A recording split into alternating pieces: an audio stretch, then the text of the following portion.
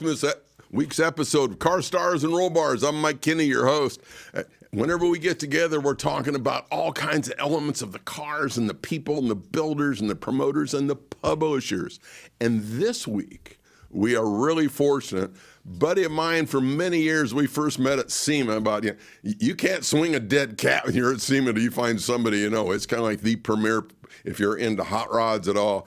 We got Don Weberg from us, and he is the editor, publisher, and founder of Garage Style Magazine. We're going to bring him up here in just a second. And as I recall, Don, I was minding my own business with another production company at SEMA many, many moons ago, and you came up and says, "Man, what are you guys shooting?" So, and that's another way friendship starts. How you doing, brother?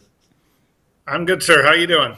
Excellent. Really enjoying it. Thank you so much for being on the show. And a little bit of a thumbnail that, some publishers go, I'm going to go ahead and be a publisher, and they start trying to write and they can't get a cogent sentence together. I think you have 3 different journalism degrees or something like that. So this, you're not a rookie at this.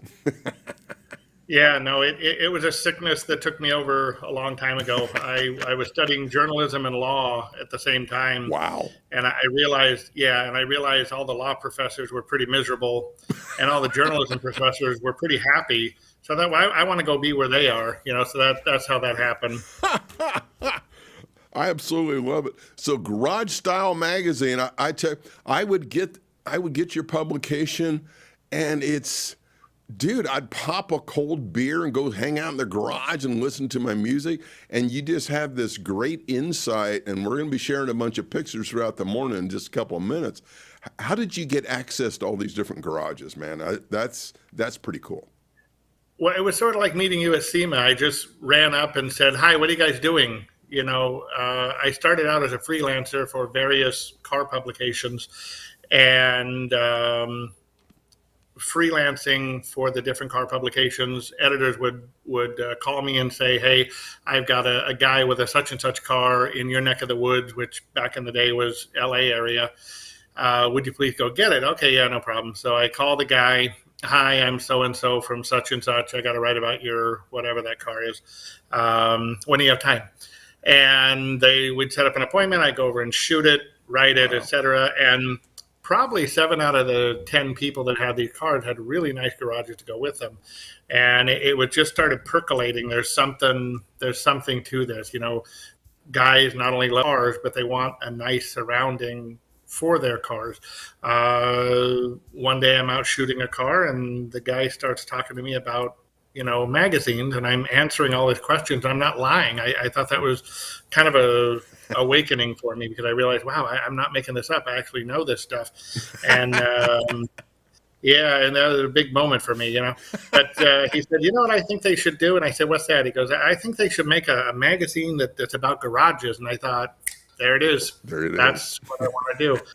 So that's kind of where the idea came from. And I just started calling back to all the people who had nice garages and said, "This is something I want to try.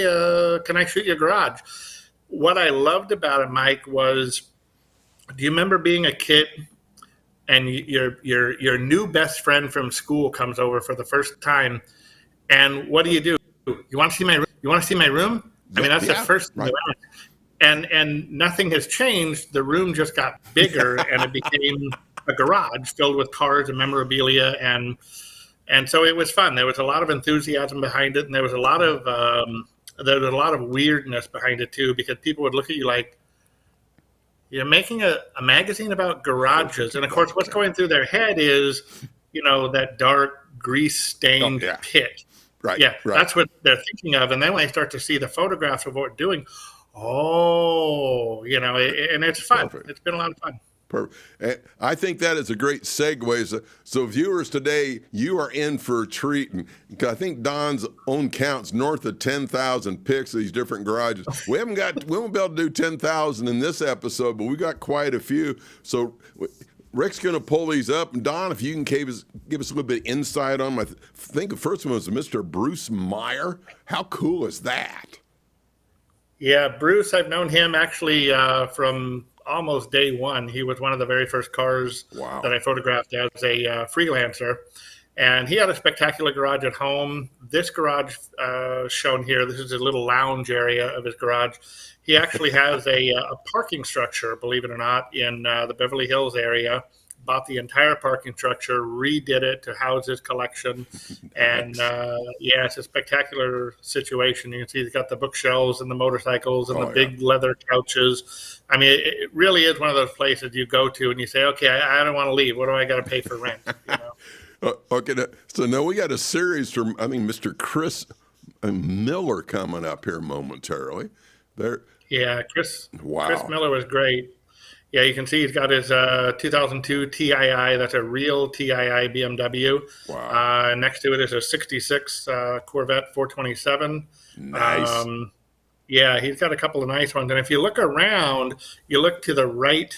Well, there you go. There's the motorcycles I was going to point out. Yep. Chris was a huge motorcycle enthusiast. That was really his charge. He loved motorcycles. And so he collected, as many as that little 2-car garage would hold, and then he'd start selling things off to make room for new ones. So, yeah, Chris was great. He really was. He passed away a few years ago, unfortunately. I was really, really, really sad about that. He was one of the great ones. I really enjoyed spending time with him. And Rick, if you'll pause there for just a second, what's fascinating to me, like for this one with Mr. Miller, just unfortunately he passed, you don't have to have a 10-car garage to make it really cool. No. Like I said, it's 2-car garage. So this Pat Finney, I'm a fan of some of these old style racers. My goodness, that's way cool. Yeah. Pat Finney, he's actually in the same neighborhood as Chris Miller. Sorry, he's up in the Monterey area. Right. And Finney, if you've ever been up there for Car Week, you've probably had a meal at Baja Cantina in Carmel. Got it. Yep. And Pat is the owner of the Baja Cantina. This is his garage. Wow. Yeah, and Pat is a crazy guy. He's into everything. But if you look real closely, you don't have to look closely. He loves racing. He absolutely loves it. But he has a real soft spot for Packard, and he has a real soft spot for open wheel cars, as you'll see here. Yeah. In this picture alone, there's really only, I think there's 3 that are, modern styled fenders. Yep. You got the black one right in the corner, the Shelby, and then the Alfa Romeo over there. Yep. The car right in front of us, if I remember correctly, I believe that's a Duesenberg. And it is the Wonderbread Special. It was raced at Indy 500. And really? the story is, what was fascinating me about this car, the Wonderbread logo is, as that car is painted, all the little balloons on it, and that's what those are. Those are balloons. The story is, the founder of the Wonderbread company was at the race, and all the balloons were released, and a little boy next to him said, "Man, that's a wonder." Oh, get out. And yeah, that was what Pat Finney told me, and that was where the idea for a bunch of balloons on a package. It's colorful, it's creative, and it catches attention. So that was where the man got the idea. I love it. So this next batch, I'm looking at my notes, Peter Lenkov? Peter Lenkov. Peter Lenkov. Yeah, if you like television, you'll remember the TV show Magnum PI from the 80s. Yeah. There's a new Magnum PI out from the new millennium. Peter Lenkov is the producer of the new Magnum PI. He's the producer of the new Hawaii 5.0. Very creative guy. And he's got a situation at a place called, I think it's Finish Line, which is a car condo situation in Ventura area. Beautiful, beautiful first-class situation. And what I love about Peter is we took photographs of his garage. He was on the cover. I forget what issue it was, but he was on the cover. Just a spectacular, spectacular garage. And no sooner, in fact, what you're looking at right there, that is almost the cover that we gave. But no sooner did we publish the cover, but you see the Shelby, the GT350 sticking out here. Yep. That was sold. The motorcycle was sold. I mean, he had already changed up a lot of what he owned. Yeah, wow. And I know it's really, really hard to see, but you see the bookshelf there on the left. Yep. If you look close enough, somewhere under glass, you're going to see a pair of sunglasses. And if I remember right, the story behind those was, and it's totally undocumented, we're just going on what people are, we trust people to tell us the truth. But supposedly those were given to him by Larry Manetti of the original Magnum PI fame. He played Rick. Wow. And the story is those sunglasses belonged to Steve McQueen, who gave them to him. So he's got a great collection of stuff in there. Well, to confirm what a small world it is, one of my favorite stories of Steve McQueen is everybody Bullet, all the great acting he did. It was one of the original Westerns he was in, Magnificent Seven, some version of that. And I was talking to one of the crew, and they said, and they have this big dramatic scene, and they all come riding up on their horses, and they pause, and they do the cut. And the producer, he said, great job with the horses. Everybody stayed on pace. And Mr. McQueen, if you would not mind removing your sunglasses for the next take. So, because in the 1800s, not too many people had sunglasses.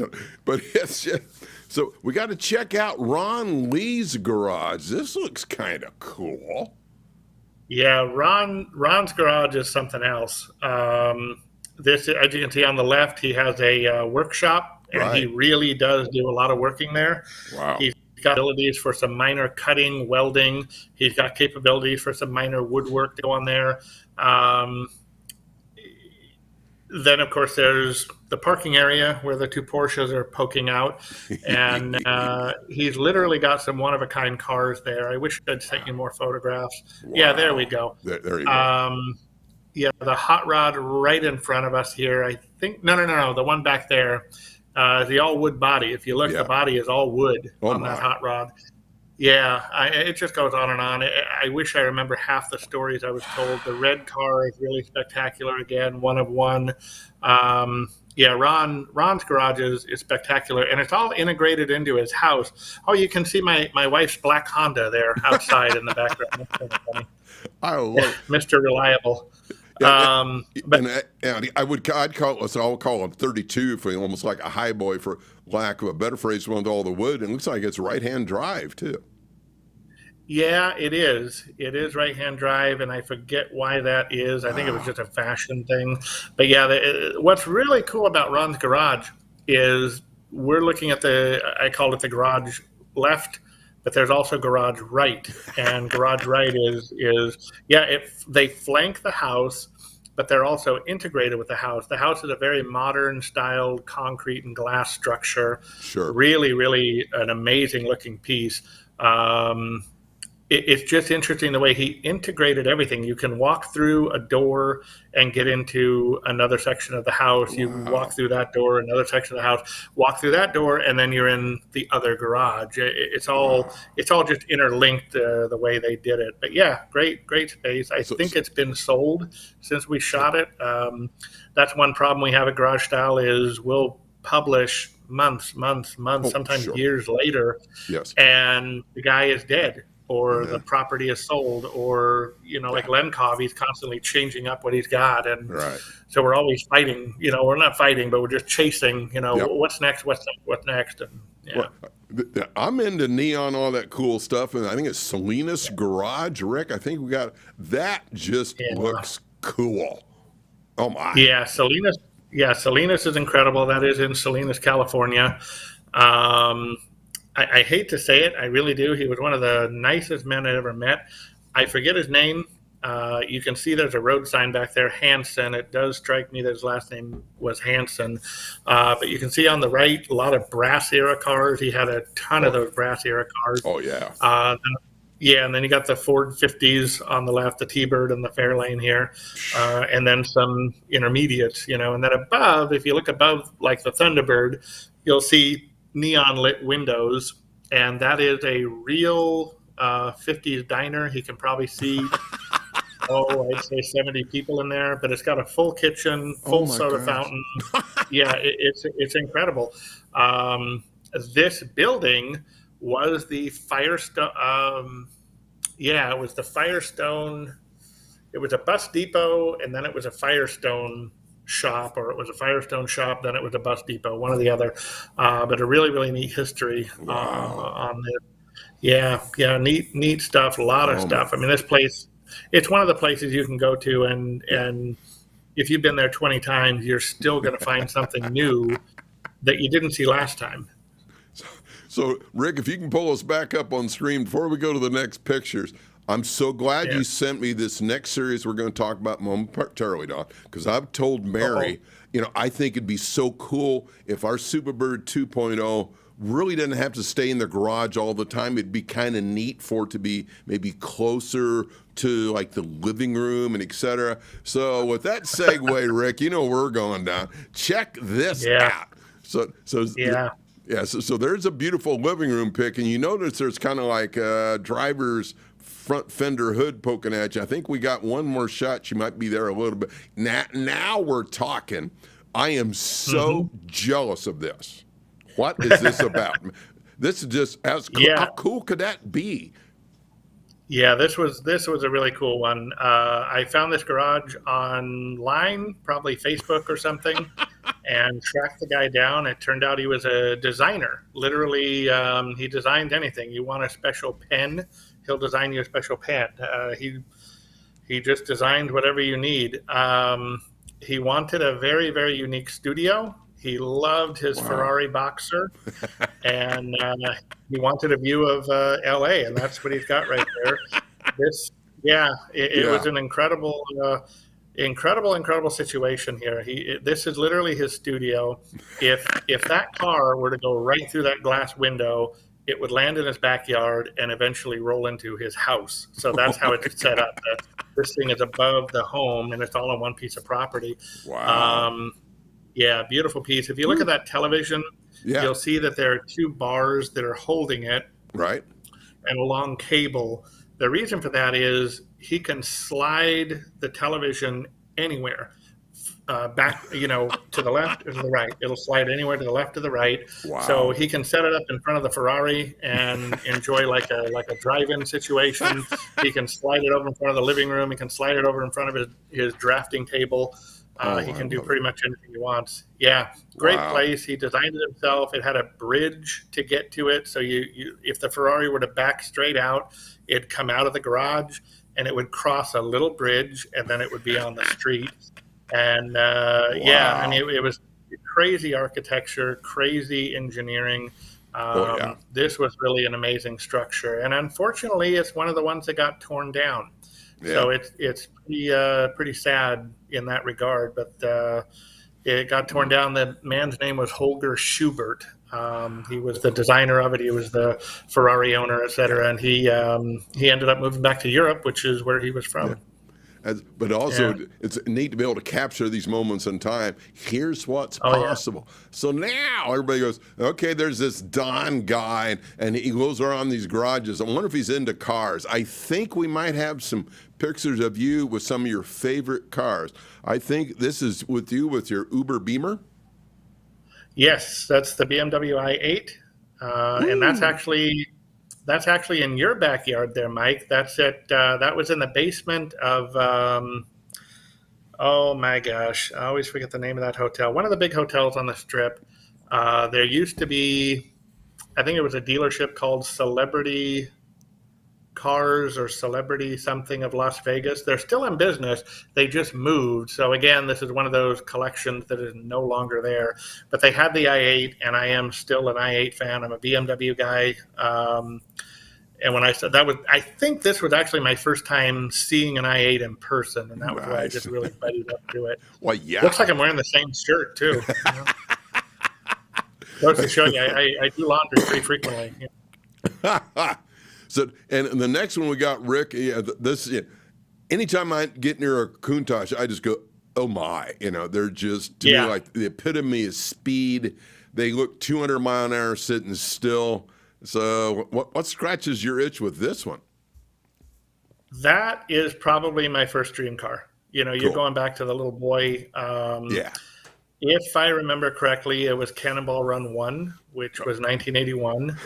And if you remember the opening of that movie, there's that black Countach just wailing across the desert. Yes. Again, up there in your neck of the woods, up there in the Vegas desert. And that what was I in 1981? I was probably 7 years old or something. And I was just, oh my God, here is a car that is outrunning a Trans Am police car. And Trans Am was probably my original dream car, being a Smokey and the Bandit guy. Oh, yeah. So I was all about Trans Am as a little boy. I still am. I still really adore Trans Ams. And so for me, watching that black Countach just rip across the desert, being chased by a Trans Am, and the Trans Am can't catch it. To a 7-year-old kid, you're like, okay, the Trans Am's just been retired, and my dream car selection is now the Countach.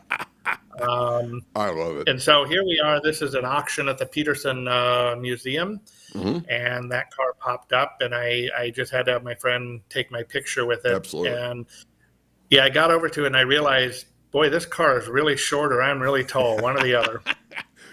Yeah. I'm about 6'2" in my high-heeled sneakers, and getting in and out of these can be a little bit of a challenge. Well, I think we got one more pick, and this has got to be high on your list of uber cool, because I think you're a fan of what John DeLorean did, just kind of A to Z, right? I am. Yeah. I really like DeLorean. I like the car. I like the man. He wasn't the friendliest of guys, and I guess he was a little unscrupulous too.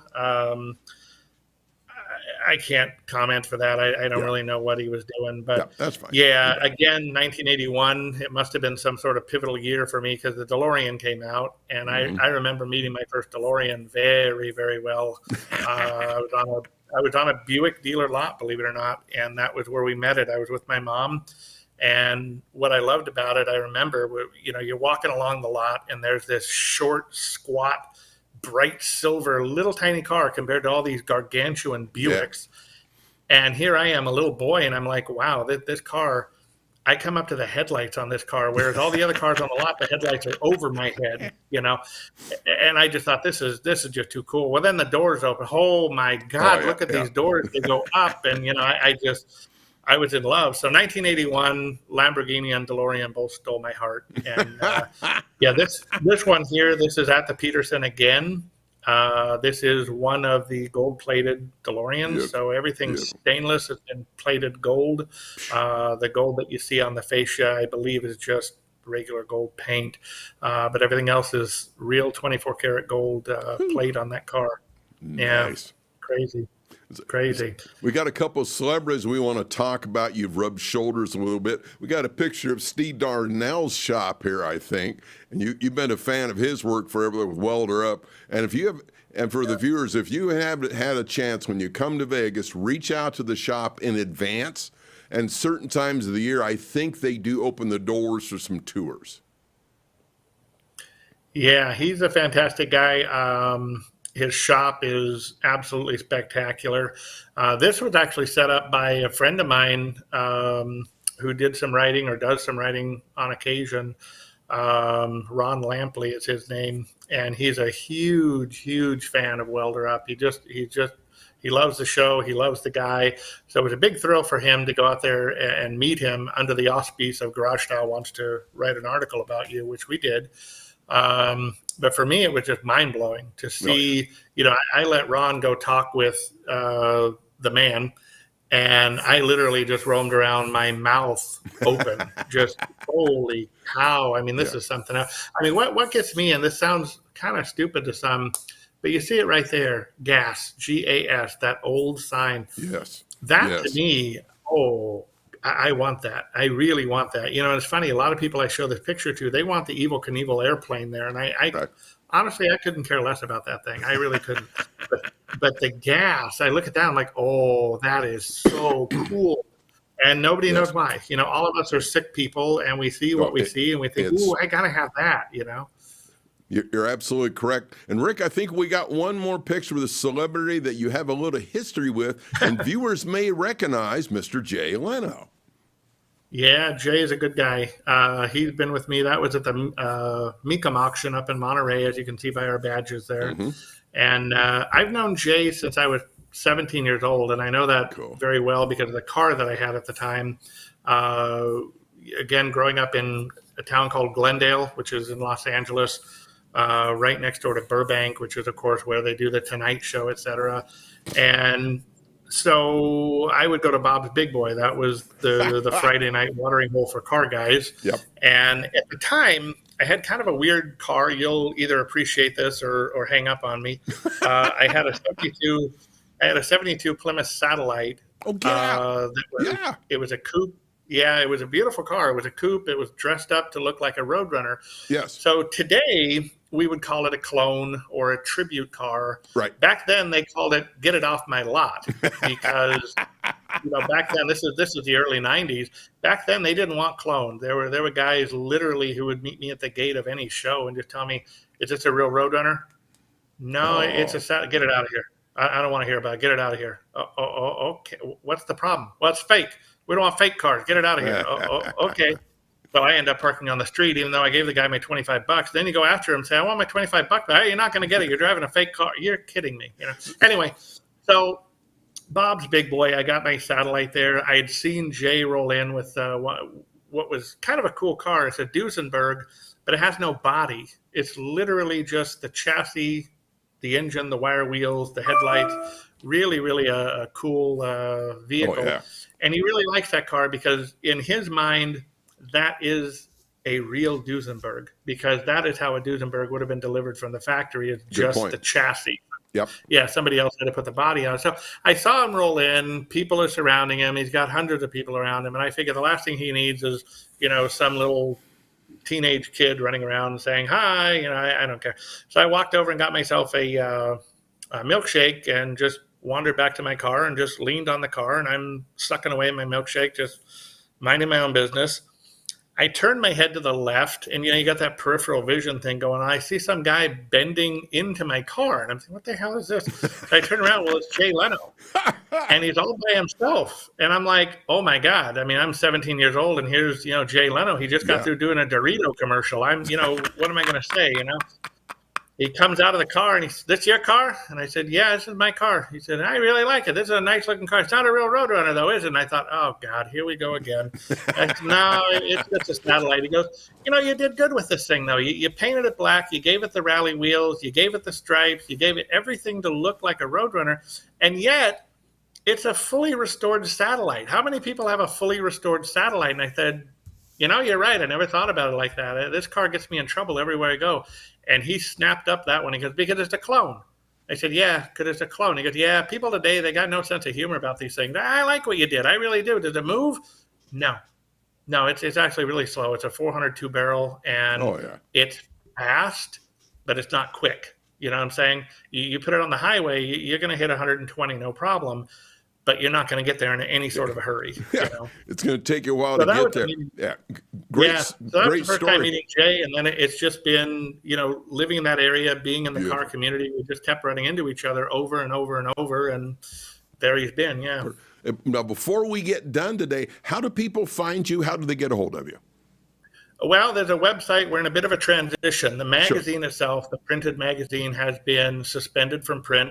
It just toward the end of 2020, it started getting very expensive to run that paper, and leaping over into 2021, we got the February issue out, and it was mind-blowing how much money that cost us to get out there.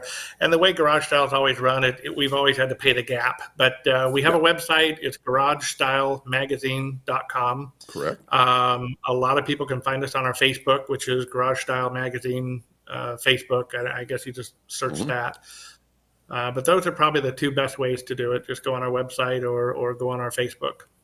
And also, and I get the emails through me, not necessarily every day, because you kind of have some digital stuff going on too, right, buddy? We do, yeah. The newsletter, we started the newsletter a few years ago. Yeah. And interestingly enough, I was against it. I'm not a tech guy. I'm print all the way. And one of our advertisers, we were up for renewal, and I was just going to give them a straight renewal, no raise in fee, no nothing, just, let's just keep doing what we're doing. And he says to me, "I want to do this, Don, but I got to take something digital back to the boss." And I said, "What do you mean something digital?" He goes, he wants to see a newsletter. He wants to see something. So is there something digital I can bring to him? And I said, yeah, we got a newsletter. We didn't have a newsletter. It was one of those things where I was going to give him something for the boss, and we're going to get this taken care of. And so I called my tech friend, who's also our designer, Carrie McDaniel, great lady. She's been with us since day one, quite literally, the poor thing. And I called her. I said, how do we do a newsletter? And she said, well, you pay me more money and we do a newsletter. So, okay, here we go. So we got that worked out. And then we brought on, somebody named Christina Kwan, who's literally right there in your backyard in Las Vegas. She runs Kwan International Marketing. Great gal. You probably know her through the SEMA show. I don't know. So. But she's been running our newsletter since the beginning. It was one of those things where Carrie was just too busy. But yeah, the newsletter became our savior because when the print started getting too expensive, the digital newsletter was cheap. So we were able to keep that going. So even though right now we don't have a magazine, we have the newsletter. That's been keeping us going. Now, from that, we moved to Texas. We lost a couple of family members. COVID was up. My daughter was home for homeschooling. I mean, everybody remembers 2020 as just a mess of a year. And it spilled into 2021, of course. So moving, death, et cetera, was just one thing after another. So the magazine being suspended to me was kind of a relief because it literally is 90% on me. And so doing the newsletter has been a lot of fun. So the new solution is GarageStyleMagazine.com is going to roll over into a digital magazine. Cool. It'll be quarterly, it'll be the same format, the same thing we all love. Beautiful. Everybody still wants print. So at the end of the year, we're going to be offering a yearbook, which will be, there you go. Yeah, it'll be a nice book. It'll be all the articles, all the newsletters printed in a hardback book. It'll be nice. So, sign me up. Let me know how soon I can. I'll send you my credit card because that would be an amazing, what I'd call coffee table book, right? Absolutely. Yeah, that's the whole goal. And on top of that, what I loved about digital, what was very interesting was the people who were helping me roll the magazine from print into digital. They have a podcast too, just like you. Great people. And we started talking about my aim for this, Mike, was always TV. I grew up Lifestyle to the Rich and Famous. I grew up Cribs on MTV, and I always loved just getting a peek into people's private lives. What does their house look like? What does their yacht look like? What does their car collection look like? So this magazine, it was sort of a stepping stone. That was what I wanted. I wanted to be the next Robin Leach. And I wanted to take you into the realms of the rich and famous. And we're going to do it thanks to the digital age. I love it. I love it. Thank you. So what we're doing now, we're just getting started, but we're starting to, I call it taping. The guys jumped down my throat because I guess it's not called taping anymore. But we tape garages. We're taping interviews. We're taping... just different situations that we can show people. With the digital magazine, you'll be able to not only flip through on the computer screen, you'll be able to flip through and see the magazine itself, but then there'll be a link to our YouTube channel. Oh, cool. And the YouTube channel, that will be where we're able to talk to the collector. We'll be able to talk to the owner. They'll be able to walk us through their collection. So that'll be a lot of fun. It'll probably each video will probably only be 2 or 3 minutes, just enough to enjoy it. Yep. But that's the goal. So yeah, we got a lot going on. Cool. Excellent. I'm loving it. So I usually have like our suite of questions like you and I talked before, Don, for the fireside chat. You've done a great job. We've kind of hit on all of them. I have one question before we say goodbye. For the viewers, and there's somebody out there, they're kind of young in this, and they're going, ooh, I want to become a publisher. What advice would you have for them other than don't do it? Yeah, I'm glad you took that one away from me. I'll put it to you this way. I actually wrote those things down because you asked me to look into that. And, I think the most important is probably to surround yourself with really good people. Surround yourself with not just professionals, but look for people who want to support what you want to support. These are people who, and I'm not encouraging they work for free, but a lot of times they will help you out for free, and they'll just kind of nudge you and guide you and keep you going. And then once the money starts coming in, of course, spread it around. Absolutely. But like Garage Style has had money, Garage Style has lost money. Garage Style has had money, Garage Style has lost money. It's always been an ebb and a flow. And I'll tell you, when we lose money, it's gone. hard. Yeah. I mean, it's literally on me and my wife to pay for everything. So you need those people around you, not only who are going to work for you and help you, but who are going to become friends ultimately. I think that's very important too. Absolutely. I think that's number one because I like it. because of good people around me, we're able to roll the magazine from print to digital because I wouldn't know how to do that without them. So I think people is probably your number one thing that you got to look for. And plus, like say, you're going to kind of expand your extended family, kind of throw a couple of different adjectives together. Well, Don, I can't thank you enough for having you on today. Brother, be safe out there in Texas. I know we're going to hook up at SEMA, PRI, Pebble Beach, somewhere, and the next round's on me, brother. You're on. Thanks very much for having me, Mike. I appreciate it. It was a lot of fun. Ditto. Have a great day.